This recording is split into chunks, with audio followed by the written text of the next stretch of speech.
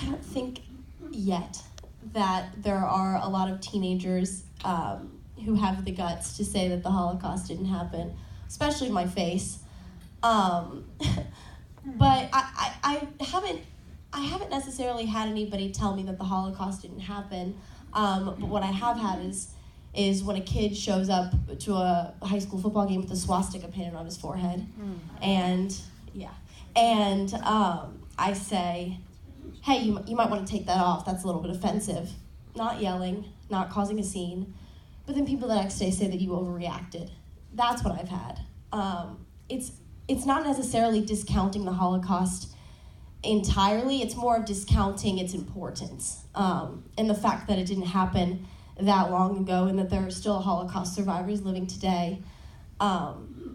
So I think it's more about the fact that they're attempting, the people that oppose you speaking out are attempting to silence you by saying it's not that big of a deal, you look crazy, you're overreacting, it's not a problem anymore, trying to discount the fact that I'm offended by it, even if you don't cause a scene, even if you're not yelling, even if you just simply say, hey, you might want to take that off.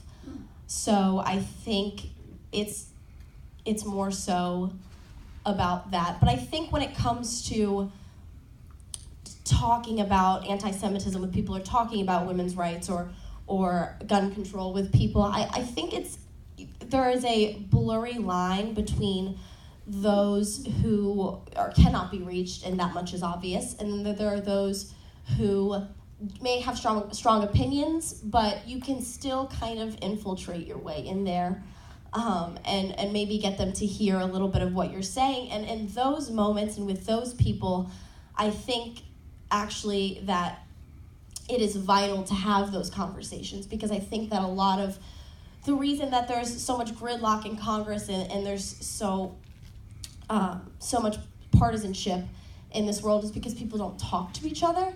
And I think when you automatically write someone off as saying they're too extreme, I'm not going to waste my time, I think maybe you should waste your time sometimes, because even if there's just, as long as it obviously doesn't really affect you emotionally, even if there's just a chance that they may hear what you're saying, I think that that's important. Also, it's having a civil conversation. It's not yelling at each other.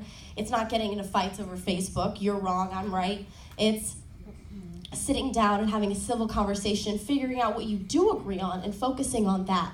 Because I think that we actually all have a lot in common, and that we tend to actually agree more with each other than we disagree, but we focus so prominently on what we disagree with that we end up making enemies out of each other when we really could be friends. So I think, and maybe that's idealism, but... All right, so